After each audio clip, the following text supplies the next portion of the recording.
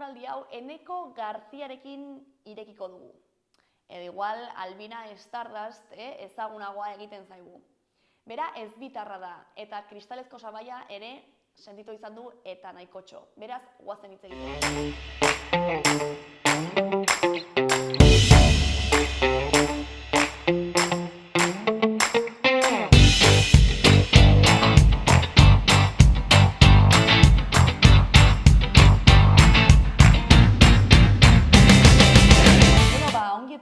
Mi esker, bihotza. Esan dizut, Eneko Albina edo pues biak? Nahi duzuna, cariño. Pues biak. Dena ongi datorki. Albina da como publikoagoa, baina eski Eneko ere da superpublikoa, Ja, ya zaude saltxa guztietan. Bat edo bertzen, bertzen. Bueno, ari gara kristalesko sabaiaz debatitzen, irekitzen duzu bigarren denboraldia. Oh my God! Maravilla. Hemen familian, ez? Ni beti ekartzen ditut lagunak lehenengo, ze bestela... Hori da garantzitsuna, lagun artean gauzak hitz egitea, no seke... En plan, zegoen gugu nuke zuta biok, kafe bat hartzen, lasai asko, orduan hau grabatu behar da? Hori da. Orduan, kristalezko sabaia, bueno, origenean edo izan zen ez, emakumeak lan mundua sartu zirenean, nola zeuden ezberdintasun horiek soldatari begira gehien bat, ez? Bazauden sabai horiek, ez, edo oztopo horiek, ez, berdintasun real horretara ailegatzeko, ez? Baina bai, gaur egun hitz egiten dela kristalezko sabaiari buruz, esparru eta profil ezberdinetan, ez? Horregatik, bai. Bai, azkenean ez da bakarrik soldata, uste dut bihurtu dela zerbait ja lanpostu konkretu batzuk lortzeko, hori nire evoluzionatu du lanpostu bat lortzera askotan, orduan, uste dut ja profil guztiak bau dugula kristalezko zapaia edo apurtu beharreko zapai bat bai, zantzari gabe. Eta baita ere hori ez, azkenean orain arte izan ditugu emakumeak, ez, baina profil ezbitarrak ere hor baduzue ere zailtasun asko, zentzu askotan, gizarteak ez, ikusten zaitu modu batean eta hori ere jartzen dut. Ezbitarrak, transak, pertsona disidente guztiak azkenean beti zizkutatu behar gara, beti normatibitatera jo behar dugu lanpostu bat lortzeko edo gutxienez. Askotan, duela gutxintzun nuen eta nik ere sensazio hori daukat askotan, zerbait lortzen dugunean da como, lortu dut engainatzea. Lortu dut pertsona hau engainatzea, ez dela engaino bat, baizik eta bale, pues hasta negertzen zait adibidez lana bilatzen dudanean, baina igual lana, edo pixu bat bilatzen dudanean alokairuan, edo bilatzen dudanean ez dakitze. Askoz erresagoa dela esatea gizon bat naizela, eta jazta, eta nanan hori jartzen du, eta bera bora esango dugu aurrera goazonekin. Ze beste meloi bada pedagogiarena, bertzenaz beti egon barra pedagogia egiten eta azaltzen, eta karo, zu joaten bazara ja zuzenean pertsona bati esaten ez bitarra zarela, 180 ez du jakingo zer den, oraindik ere. Geldituko da, como, harrituta, igual, kasurik onenean, kuriositatea izango delakoa galduko dizu, azalduko diozu dena perfecto, baina ziur nago gehienetan, gero, ikusiko dutela, como, arazo bat, edo lio, edo ez dakitze, edo prejuizio batetatik, hori da, edo zea raroa, edo jo que se, eta deskarte. Eta hori gertzen zaigu guri, baina pertsona transei ere gertzen zaile pila bat, eta hori disidente guztiei. Ze azkenan hori, eske, oraindik ere, gehien bat publiko aurrean lan egin behar dugunean, jendeak bilatzen du normatibitatea. Osa, zezki guatzait tatuaje bat, piercing bat, hilea ez dakizte koloretakoa izatea, hile luztea edo hile motza izatea, bilatzen dutena da normatibitate hutsa, osa, eta jendeak nahi ditu modeloak lanean. Osa, guatzait, non, gutxinaka ari da hori aldatzen, gutxinaka, bai, baina oraindik ere badugu zer egin. Bueno, orain inkluso entzuten da, modan daudela LGTBIQ+eko kolektiboko gauzak, sormenak, ez artearen munduan, edo inkluso orain emakumei ematen zaiela diru laguntza eta ez dakit beka gehienak, ez? Artearen munduan, ez? Biak, gaude baita ere horretan sartuta, eta beste egunean baita ere nire beste lagun ezbitar batekin ari ginen hitz egiten eta zegoen hori nazkatuta, ez? Osa, entzuteaz hori, ez? Eski orain begira, beka guztiak emakumeei edo LGTBIQ+eko gaiei buruz hitz egiten duten obrei. Niri ez diat eman beka bat ere. Osak, non daude beka horiek, nik momentuz dut nire pagita jaso, espero dut, baina ez da egia, ez da reala. Erreala izan daiteke ere, prekaritate handiagoa dagoela pertsona disidenten artean, azkenean, errealitate bat da, izan daiteke ere, artearen munduan, eta hala argi eta garbi esango dut, guk badugula zer kontatu, guk badugula proiektu bat sortzea, guk badugula zer egin. Eta hala ere, Zaila da. zaila da, eta hala ere, gizonei oraindik ere kasu handiagoa egiten zaie. Askotan, gizon ziseteroek, mierda puta bat egiten dute, gauzak diren bezala, eta hala ere badute kriston balorazioa, gizarte osoa begira, eta no seke. Bueno, orain ez dakit ikusi duzun futbolari ohi bat, Madrilekoa, atera duela musika... Ez dakit ez da bere izen orain txegetan, aztu zait. Nola ze? Pique ez da, Ramos. Ramos. Oh my god, Hostia. Eta bere, bi potrokin, egingo zuela, ez dakit Wizzing guztia, edo Bernabeu guztia bet, ez Bernabeu, ez bera Madrilekoa, Bernabeu guztia bet, ez dakit zer, eta da, osea, kriston kaka hutsa. Baditu, hor, bere potroak. Baditu potroak, eta kezkagarriena, ziurrenik beteko zuelak. Bai. San Mamés edo Wizzing edo dena delakoa, osea. Eta eski hori, ala da. A ber, eta esan nahi duguna, pues ez da... Osea, kontua ez da Ramosen errua dela edo bestean errua dela, ez da gutxeko... Ez, baina horrek erakusten du... Baina horrek erakusten digu hori da, total. Eta niretzat eredu argiena, hemen Euskal Herrian, eta nik maite dut pila bat, eta dena perfecto, ni berek ez dut arazta, baina da, Zetak. Vale. Zetak lortzen ari den guztia eta egiten duen, a ber, showa da ikustekoa, noski. Ikustekoa da, bai. Eta nik ikusi dut eta da ikaragarria. Baina ni egon nintzenean Navarrarenan ikusten, ni pentsatzen nuena zen, hau ezin du emakume batek egin oraindik, hemen Euskal Herrian. Ez emakume batek, ez disidenteok, ez dena delakoak.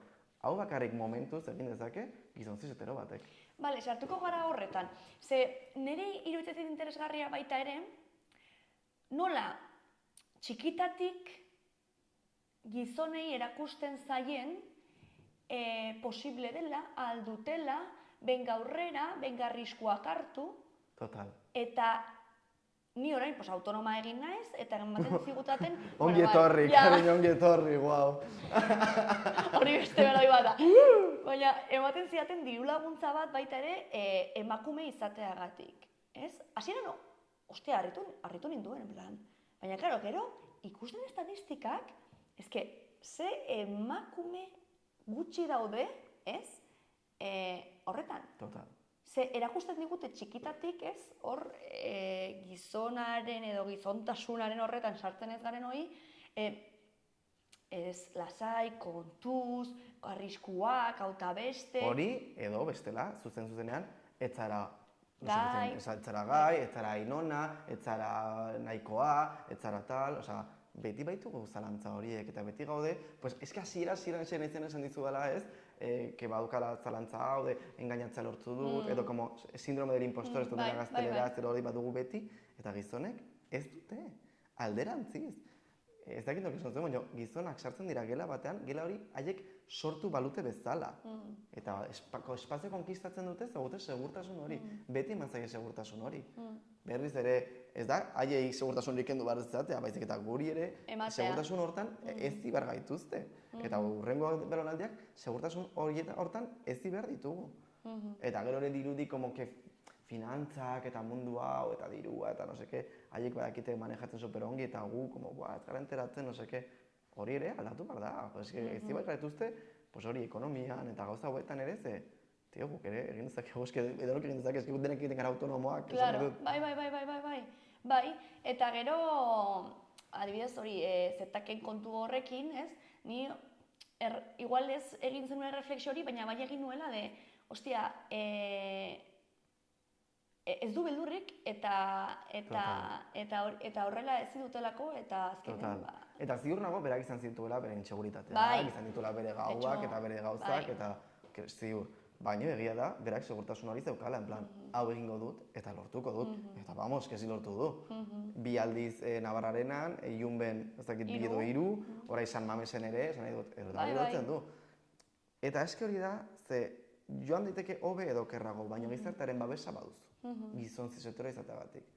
Eta ematen dizute como aukera hori, en plan, zuk egin dezakezu, baloratuko dugu eta egingo dugu. Eta gero beste artista batzuek egiten dituzela gauza zoragarriak ere ez dute lortzen.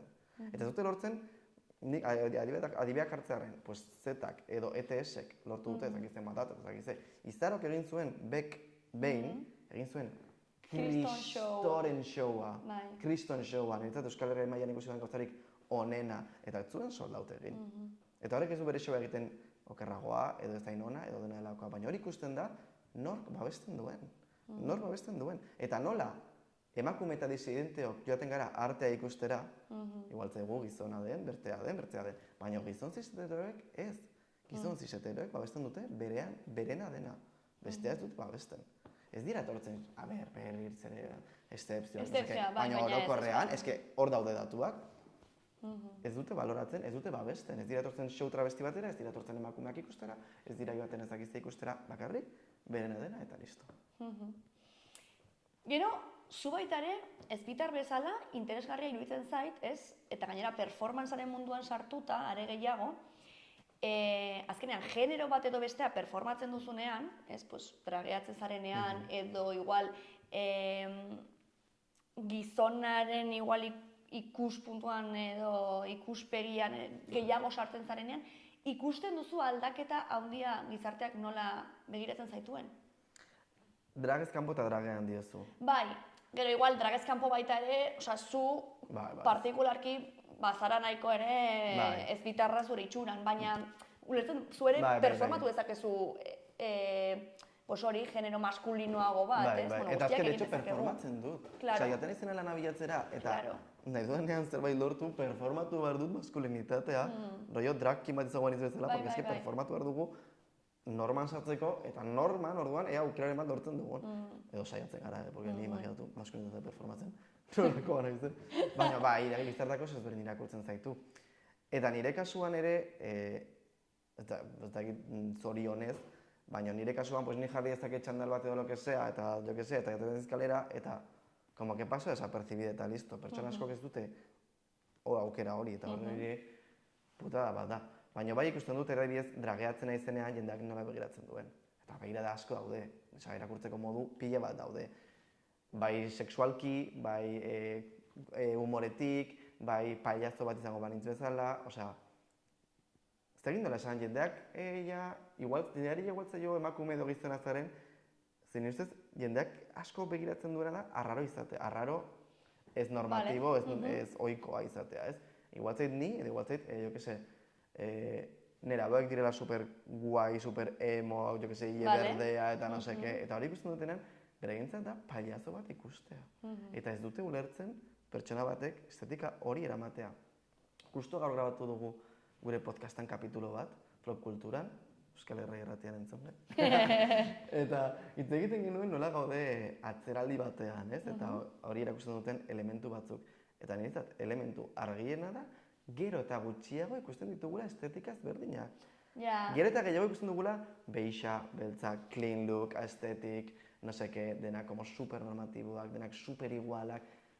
Duela urte batzuk ikusten genuen, jendea hori koloretako iekir, eta jo que se animal print bat, eta no seke, eta nire ustez, gero eta gutxiago ikusten ari gara hori. Eta gero eta gehiago bultzatzen gaituzte, eta ni barne, porque ni unibertsitatean egoenean, ia koloretakoa eta Espainia berdea eta no seke, eta neukan gogoa, gizartea provokatzeko eta no seke, ez daki sartu diguten beldurra, edo zer gertatu den, baina gero eta gutxiago ikusten dut hori. Eta gero eta gehiago ikusten dut, denak igual, denak kolore berdina, beige, grisa, beltza, no seke. Eta niri egitzen zen kezkagarria egia esan. Eta penagarria ere esango nuke. Gero bai badaude zirkuloak, gure burbujak, eta biltzen gara hor dizidentzia guztiak, eta da zoragarria, eta da como... Arrasartzeko tokia bai. Badago hau, horrendik ere. Egia da, bi gauza batetik, niri gertatu izan zait, baita ere, look provokatiboagoekin ateratzea kalera, eta kriston, adibidez, aurrekoan grabatu behar nuelako movida bat, garun batean, atera nintzen look potentearekin, eta neukan kriston egun txarra. Inseguritate haundia, eta nengoen como en la mierda. Eta, fake it till you make it, sabes? Pues jartzen duzu, eta venga, aurrera. Baina atera nintzen, elkartu nintzen arte nire lagunarekin, izan zen, como, madre mia. Eta gero ja bai sartu nintzen saltzan, jaztu nuen inseguritate guztiak, baina baita ere nik uste, provokatzeko eta horretan gustora sentitzeko behar duzula segurtasun puntu bat. Bestela erresagoa da normatiboki jantzea eta beixo horietan ez inorrek ez nago ikusten. Total, ez? eta hemendik egon barzara superprest. Bai. Da hori. Da gaur egun baita ere sare sozialekin movida Bai, bat da, bai, igual bai. lehen joaten zinen zure mobidarekin, en plan, hoy me vengo para arriba, joaten ez horrela gustatzen zaidala, eta igual, pues, tonto bat esaten dizu bitxorra da, baina ez dizu mundu guztiak grabatzen, posteatzen, ez da gitzer, osea... Total, bai. Bai, eta hori, egon barzara prest, jakiteko, baletera barrenz kalera mundu guztiak begiratu behar nago. Igual, inkluso esaten diate zerbait, igual, inkluso, no seke. Osea, igual zait, disidente joateagatik, edo igual zait, gona motxo bat eramateagatik, edo dena delakoagatik. Osea, jendeak oraindik ez ulertzen, ze lanketa den guretzat ere, bale, aterako naizela kalera, ze, hasteko gustatzen zedalako. Eroso nagolako, nik nahi dudalako, dena perfecto. Bestalde ere, pues, gustatzen zaigu, oie, gizartea provokatzea, zerbait eraldatzea, zerbait egitea, no seke, porque pues, larun bat gaua da, eta txika bagoaz parrandan, pues, nahi dut, en plan, pues, look bat, eta no seke, dena perfecto. Baina diozuna, egon gara ere, superprest, eta askotan ere, da como, eske ezin dut, no apetece, oza, diozuna, gaur nahi dut, beige, eta dena perfecto, eta jazta. Baina, ezin gara hori bakarrik hortan, eta niri autokritika da niretzat ere, nire ikusten dut, gero eta erosoago egon nahi dudala, eta erosotasun hori bilatzeko, nire sensazio da bilatu behar dugula normatibitatea. Eta pena ematen dit, porque da como, tío. Gero gertzen zait, imaginu zuri ere, igual, hausnarketa egiten duenean da, bueno, gaur jarriko naiz zirko total, bukatu da, no seke, eta egun hori da como zoragarria, baina, eta hor ere super garrantzitsua da saretzea. Hori bai. Lagunak izatea. Eta behin, pues, normalan, eske, da, kompletamente zan duzuna, etxetik lagunekin elkartu arte, da, como, eta gero ja da, como, eske, hau da nire lekua. Bai. Gero ere, horrei buruz ere, ari ginen, ni ditut bi iloba nerabe. Eta geunden, nire ama, dela bere amona, ni eta ilobak hor paseatzen momentu batean, eta hasi ziren hitz egiten honi buruz, ez nola, gaur egun edo orain dago oso modan, pues, clean look, ez daki zer, healthy, hau eta beste ari dira hori saltzen, ez? Eta ari zen hori pixka bat esplikatzen nire ilobak, ez? Eta amak esaten zuen, healthy oso ongi, osak orain dago modan ez edate, pues hori gustatzen zaite ez daki zer. Eta gero esan zuen amak, bueno, a ber, baina zu egin nahi duzuna, nahi bat duzu hartu garagardo bat hartu, eta ez baduzu hartu nahi ez hartu, zuk nahi duzuna. Eta dije jo, ai madre mia, nire ama esaten nire ilobari, 14 urteko ilobari hartzeko garagardoa nahi baldin badu, nire ama. Inoiz ez, oza, niri, ez ni, jaro, ni beste, igual momentu batean egon hain horretan, ez, pero, hostia, izan zen como, baina, claro, ez, osea, ez, zuri salten dizute hori, badirudi oso ongi dagoela, ez, healthy hau ez dakiz zer, baina, hostias, kontuz, inposatze horrekin guztia korrela kontrolatuta. Gainera askotan da healthy, baina kentzen duzu pegatina, eta da trastorno de... TCA, obsesioak, no seke, ez da bat ere osasuntxua, osasungarria da, gehiago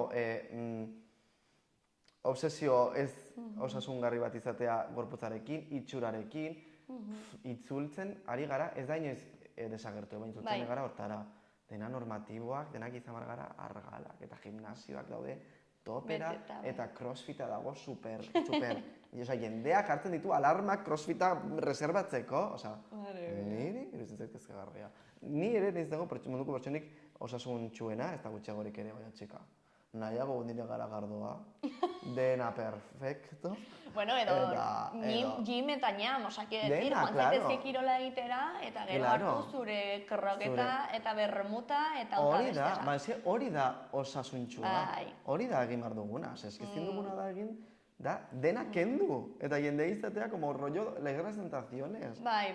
Dena pollo a la plancha, eta dena osasuntxua, eta dena... Las presentaciones da osasuntxuaren kontrako. Baina hori erakusten digute. Ja, bai. Bai, gaur goizan esatu nahi, eta hartu dut proteína bat, ridikol. Gaur ikusi dut TikTok bat, zela pertsona bat, en plan, ni nire proteína bat Bai. Batido, esango dugu. Prestatzen, eta nire ama bitartan, eta bere amazten, ez hartu hori, ze porkeria hori, jan lenteja batzuk, eta nire en plan, esan da, tia. Jan lenteja batzuk. Proteína sintetiko horiek dira segurueni kakautxa, oza, azkenean. Nik ez dakit kakautxa diren, edo ez. Nik uste baiet, kimikoa izan behar da, behintzat, osasungarria ez. igual ez da gauzarik txarrena munduan, baina, proteina kimiko bat, bueno. Eta gero jendea bihurtzen dela batean dietista, TikToken, badaki denari buruz, en plan, amor. Zu baizu zer daukan haragiak, zu jaten duzuen haragiak. Wow. Sin más, Eta gero transen hormonen mobidarekin sartzen, eta ja jaten adira kriston hormona pilo bat haragiarekin. Total, eta sojarekin, eta no seke, baina beraiek en plan, no, zer egiten diozue aurrei. Cariño, zer ikusi duzu zer egiten diozu? Eta oso, asko, barkatu, eta sartu. Baina asko normalizatu dugu ere, eta hemen Euskal Herrian ere, bideo hauek, osea, tipo gizon, supermaskulinoak, eta esaten en plan, eske lodia bazaude, da zuk nahi duzulako, ez zaudelako osasuntxu, zuk erabakitzen duzulako donutak jan eta sofan egon.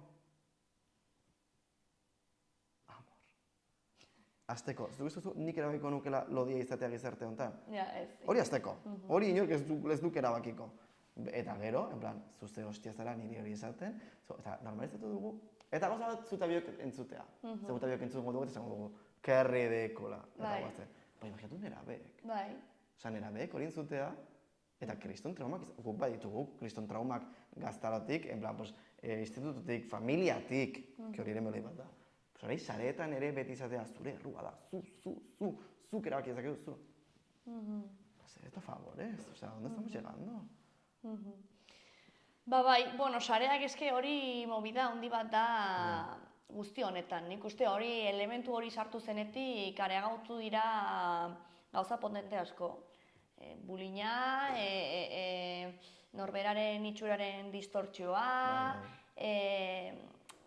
zentzu batzutan ere izan daitezke lagungarriak, ze baita ere depende ze kontsumitzen duzun, igual errealitate ezberdinak, igual zuretik gertuago daudenak ere ezagutu aldituzu, baina da bomba bat. Eta gauza gehiago dituko dut, sare sozialak gaur egun bihurtu dira guztiok dugun zerbait.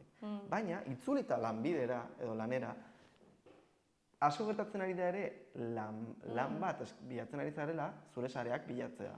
Enpresak edo dena delakoak, eta oso ohikoa da. Eta erakutsi da, nola? Eragin handia izan dezake modu negatiboan zuk sareetan aktibo egotea, modu publikoan erakustea, baina gehiemat berriz eren hori emakumeei. Osa, gizon batek igotzen du bideo bat esanez, lodia zaude, nahi baduzu, bestela egin kirola. Zero problema. Neska batek igotzen du bideo bat lagunekin, edo dantzan, edo dena delako. Mozkor, edo ez dakit horrekin, bai. Eta ja, bai. Arazoak ere, eske fuertea da. Eta nigo goratzen dut ere, txikia ginenean, nola, nire familiak adibidez, nire lehenguseinaren Instagrama ikustea, eta kontuz, eta tal, eta nire lehengusuak amisterik gabe, eta inorketzen ez ere esaten. Eta fuertea da, en plan, kontrol hori izan behar izatea. Hori entzun duzu etxean? Bai, nire lehenguseinak egotzen zituen, nerabek egiten ditugu, argazkiak, 20, no seke, oean, no seke, eta kasu, eta borratu, eta no seke. Gizonei, bat ere zezki. Eta eski realitatea, tristemente da, haiek ez dutela arazorik izango hori gotzagatik. Bueno, haiek sortuko dute arazoa. Bueno, noski, hori, de hecho. Bai.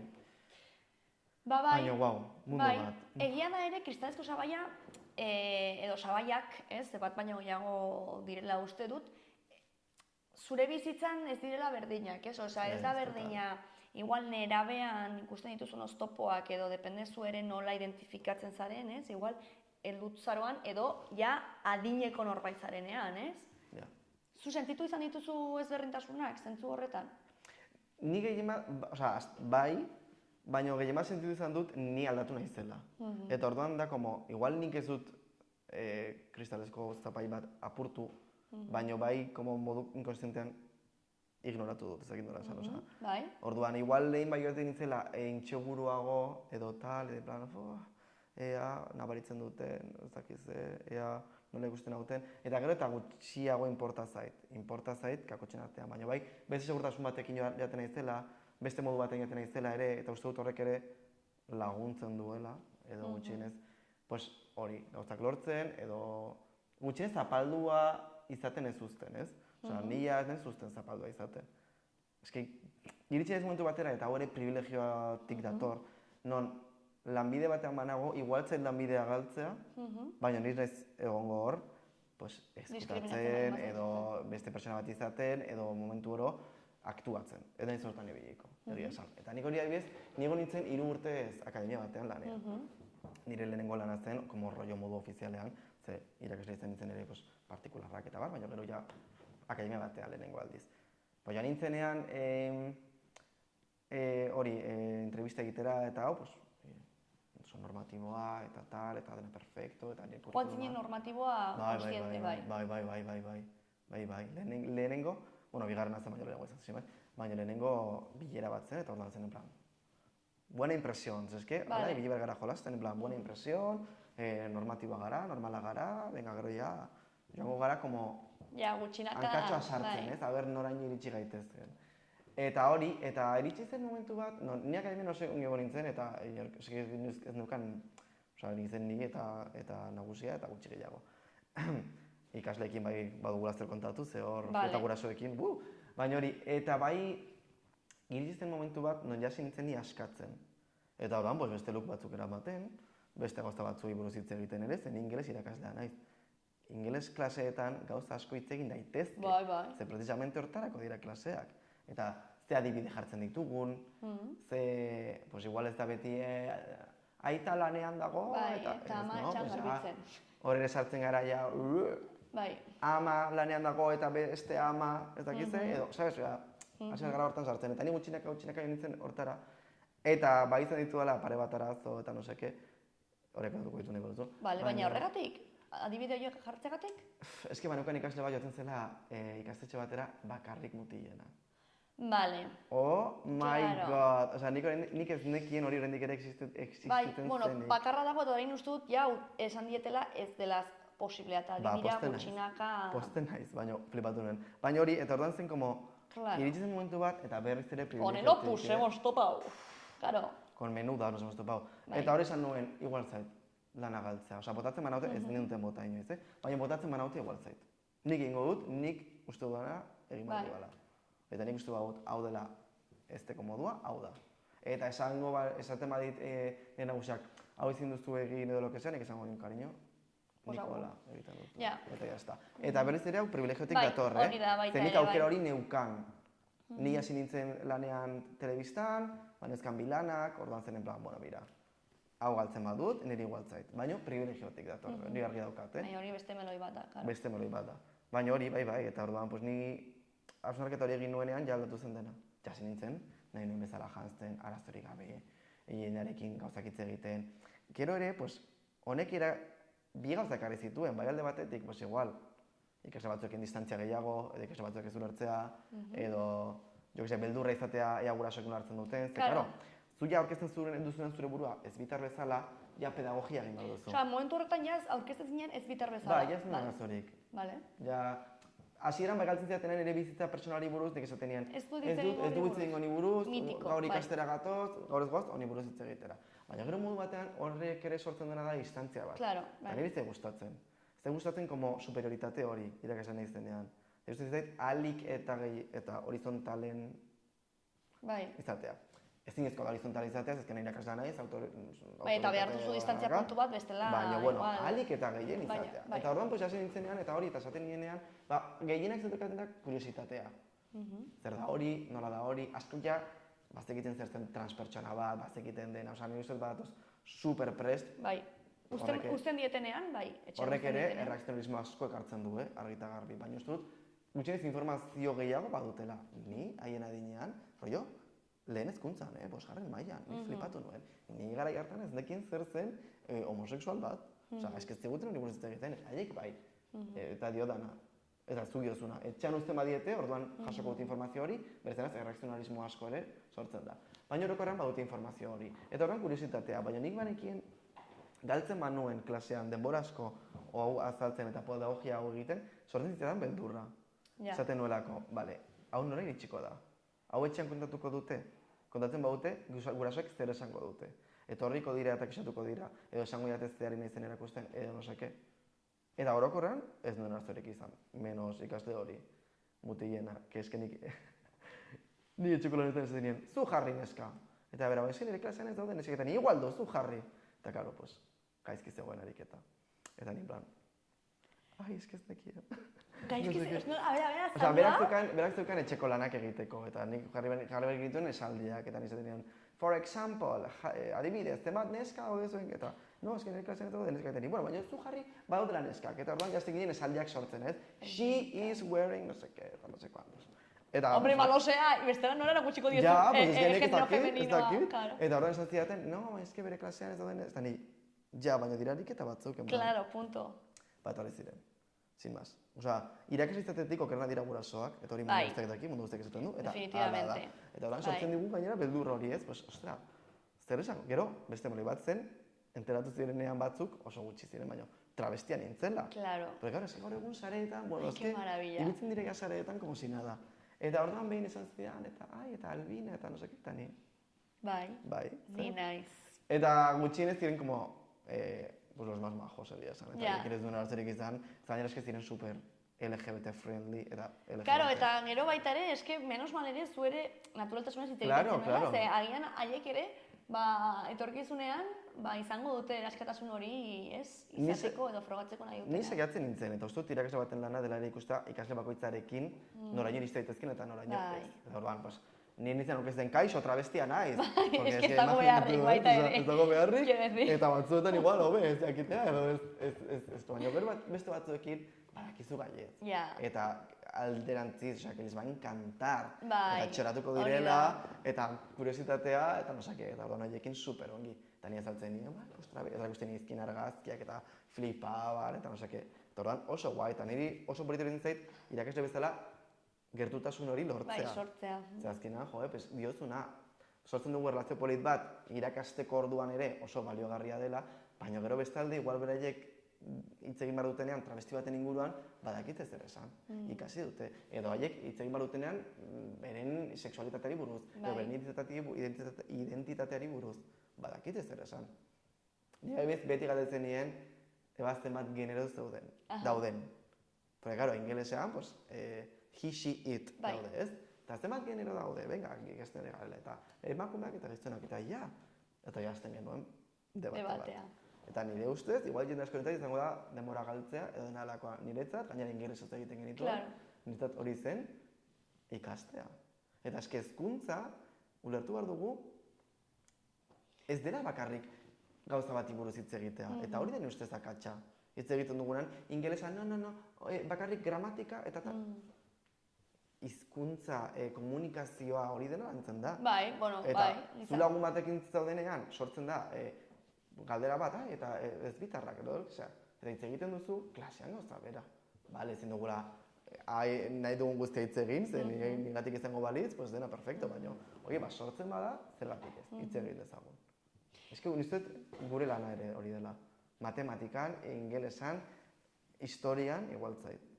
Ezin gara mugatu bakarrik hortara, ze sortu behar ditugu ere hausnarketarako prest dauden pertsonak, eta debaterako prest dauden pertsonak, eta hitz egiteko prest dauden pertsonak, eta beren pentsamendu kritikoa garatzeko prest dauden pertsonak, hori ere guztion ardura da nire ustez. Eta konflikto geratu zirenean ikasle horrekin, zure lanpostua kolokan geratu zen, edo ez? Osea, nagusiak onartu zuten, ulertu zuten? Berak ez zuen arazorik, ikasle bakarra zen, eta jazta. Ez zuen arazorik izan. Ikaslea joan zen? Ez, jarraitu zuen. Bai. No, izan zen bakarrik hori egia esan, eta jazta. Nik gero arazoak, hori izan zen gehien bat izan ziren nire intseguritate propioa. Bai. Aitortu behar dut ere, intseguritate gehiago neukala ikasle nagusiekin, txikiekin baino. Txikiak dira super, dena hartzen dute, dena perfecto, igual zaie. Nagusiagoak direnean, igual batxiergoko ikasleak eta hori garatuagoak daude. Ez dakizu nondik aterako diren, ze komentari entzuten diren klasean, mariko, no sé, ez igual ez niri, edo nik ez naiz enteratu, baina bai haien artean, eta no sé, eta moztu behar dituzu, eta berriz ere pedagogia egin, orduan da, como konstantemente gomar gara alerta. Eta autoritatearen kontua, ez? Ze, bai egia da gizartean autoritatea errepresentatzen dela orokorrean, ez? Gizon, zahar, normatibo baten ikuspegitik ez, pentsatzen zuenean, ez, autoritatea, horrelako irudi bat daukagu, ez, tamalez. Orduan, irakasle moduan baita ere, hori ere somatu duzu? Hau da, etorriko da eneko irakasle berria eta baten zua gertzen zara? Bai. Ez du zer ikusirik. Ni adibidez egin dituen praktikak askatasuna institutuan, eta nigaten nintzen Robertorekin, zela, bera, gizon zizeteroa. Roberto, hori da. Roberto, oso majo, musutxo bat ikusten nahi bat. Eta, karo, bera izan zen, eta bera zen autoritatea, bera zen tal, eta izten nintzen ni, gara hartan gainera, iurdina, no seke, tatuajeak. Eta, bueno, imaginatu sortzen zirenak. Alde batetik igual kuriositatea, txutxumutxuak eta no seke, gainera ikasleek uste dute, edo uste genuen, zenik ere ziurrenik ala nintzen, txutxumutxuak ez direla entzuten, eta dena entzuten da, eski fuertea da. Bai. Ni flipatu dut horrekin, dena entzuten dugu. Eta gero bestalde ziren homofoboak, edo komentarioak, barreak, edo hori ere nabaritzen duzu. Orduan, nire ustez disidenteok eta baita emakumeek egin behar dugu lan plus bat autoritate hori lortzeko. Eta nola egiten dugu, ze batzutan, nik uste baita ere tendentzia edo batzuetan ez, eta ulergarria da, Osea, nik ditut lagun emakume irakasle asko, eta saiatzen dira, beste motatako pedagogiak egiten, baina batean da, nazi bat izan nahi dut, ez dela ez naute kasurik egingo, ez? Eta batzutan egia da, autoritatea edo lidergoa edo modu batetan irudikatzen denez ez oso autoritarioa, oso zorrotza, oso pum-pum, ez? Tarduan, karo, zu, gainera, emakume edo, disidente bezala, saiatzen zara, hori imitatzen. Eta gainera, gehitzen, ze bestela ez zara llegatuko. Bai, da, como que gizonak, baina beldur gehiago eman behar diezu errespetatzeko. Adibidez, autoritatea izan diren emakume askoren irudikapena ez, Merkel, Thatcher ezagiten, dira oso... Maskulinoak, oso maskulinoak. Bai, eta... Azken dirudi, errespetu hori lortzeko maskulinoa izan martzarela. Zazkenan, jarrera horiek, oiukatzea, inposatzea, hori oso maskulinoa da. Hori da, jarrera maskulinoa, edo nork izan dezakela, baina maskulinoa da. Zaila da, nire ustez hori lortzea maskulinitatetik at. Edo hori, azkenan saiatzen garenean modu horizontal batean ez hitzen, edo saiatzen garenean, zailagoa da, edo erresagoa da ere kasurik ez egitea. Nola lortzen den hori? Nik ez dakit. Nik dakidana da, dela lanketa plus bat egin behar duguna, guk eta gainera egunero egin behar duguna. Ze lortzen dugunean, gertutasun hori eta guai eta ulertzea eta tal, gero ere oso erresa da, ulertzea lagunak garela. Eta hori ere ezin da lortu. Ze, karo, dena perfecto gertutasunen hitz egin dezakegu eta no seke, ez gara lagunak. Zazkenan nik gero nota bat jarri behar dizut. Ni egon behar naiz, nik esaten duenean isildu behar zara, no seke. Orduan, nezez hori da zaiena. Eta argi eta garbi guk egin behar dugu lanketan diego bat, baina bestalde uste dut ere guk lanketa hori egin nahi dugula, ze guk ez dugu nahi, gehiengoak ez dugu nahi, eredu maskulino autoritario hori izan.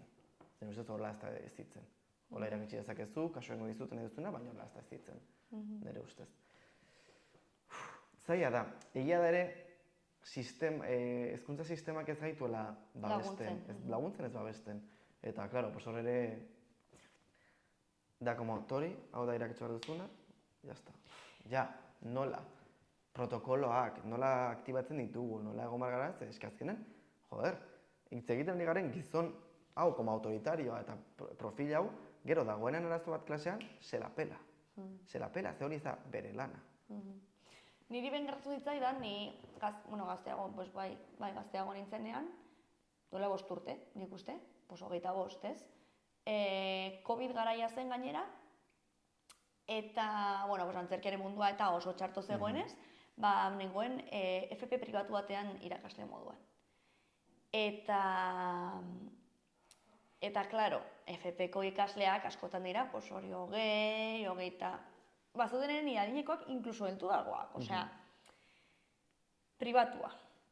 Eta hasi nintzen lanean, ingelesa ere ematen, baina ingelesa, espezifikoa FP-erako. Eta askotan, zegoen tipo bat, egiten zizkiala komentario ez ziren sexualak, baina ziren nire itxurari buruzko piropo modukoak, bale?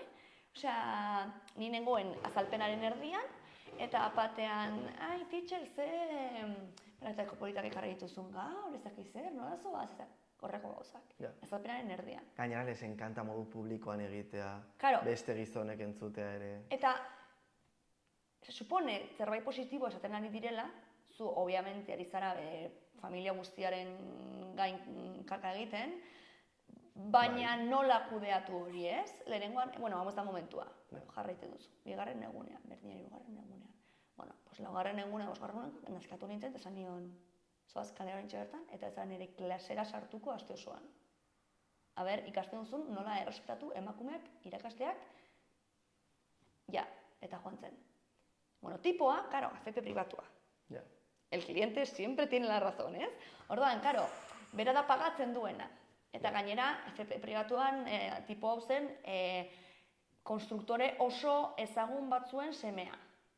Diru asko zutenak, eta ni horren parte ez nuen parterik eman, ez nekielako esan behartzenik ez ezer, klasean gertatu den zerbaita, nik bota diot izan dudalako arrazoi batzuen gatik, eta punto. Bueno, pues, zuzendari etorri zen ere gana, despatxora deitu ninduen, galdetzeko ea zergatik ze tipoak esan zion, ari nintzela diskriminatzen eta tratatzen berari maniarekin eta hau. Eta nire baina, zer posible? Muki hau horrelako zer, eta nik esan nion begira hau gertatu da. Eta nik hau ez dut toleratuko. Orduan hau izan da nire erantzukizuna. Ezakit, nola nahi duzuen zuek kudeatu, baina hau gertatu da, eta nik hau ez dut klasean onartuko. Claro, igual zuzendariak ere ez zuen espero nire erantzun hori, ez? Nire egia da, egoera privilegiatu batean negoela, hori ez dela nire lan egonkorra, eta ni banekiela urte hori egingo nuela, dirua behar nuelako urte horretan, baina gero nire mobidak egitera joango nintzela, ez nintzela hor geratuko. Eta, bueno, jarraiteko nuen ez zen ezer pasatu. Baina, hostia, ez? Osea, horre esaten duzuna, ez? Babesa, non zegoen izan zen babesa? Eta eske tipo, eta jefeak bazekien, osea, hori gizon, bera bezalako gizon bateri ez zitzaien pasatuko klasean. Total. Ulertzen, orduan, karo, eske movida bat da, ez? Nola gauden gizarte honetan, non pentsatzen dugun, emakumea izateagatik, edo, ez? Disidentu bat izateagatik, edo zuretzako privilegiatua edo ez den bateri, hitz egin aldiozu modu batean bestean sentitzen hau superior zarela eta aurrera. Eta gero gainera eskubidea duzu esateko, no, eske gaizki tratatzen ari. Mania dit. Bere errua da. Mania dit. Eta gainera, hor tristeena da, como que gainera, nagusiaren begietan, zuan izara arazoak sortzen.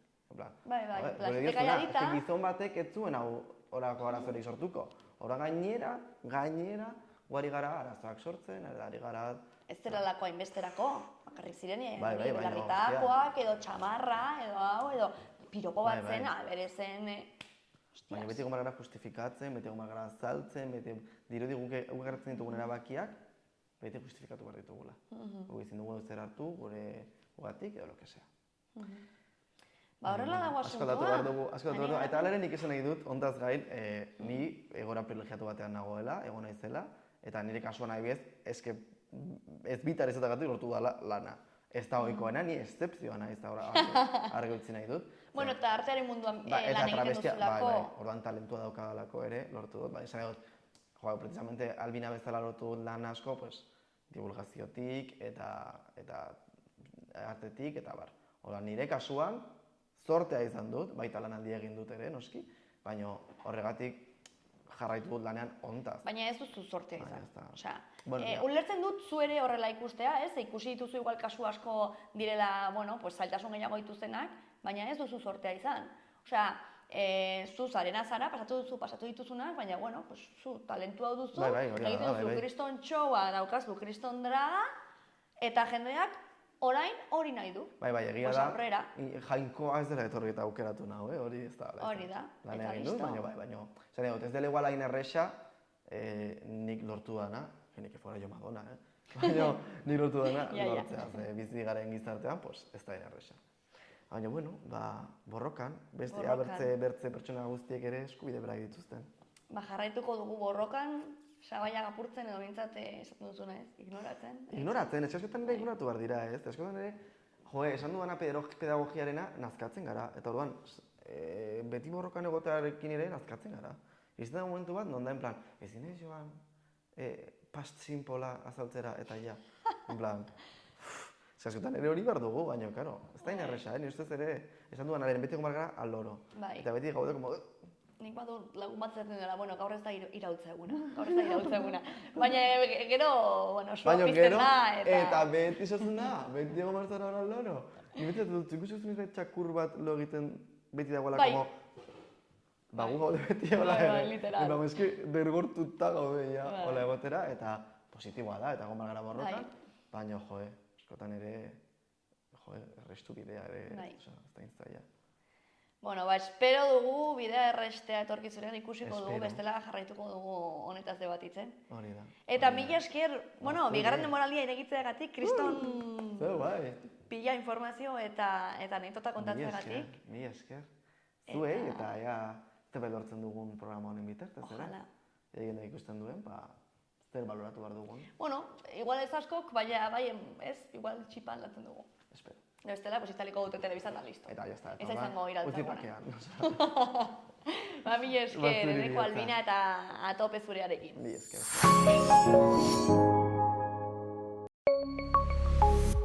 Gobierno de Navarra. Nafarroako gobernua.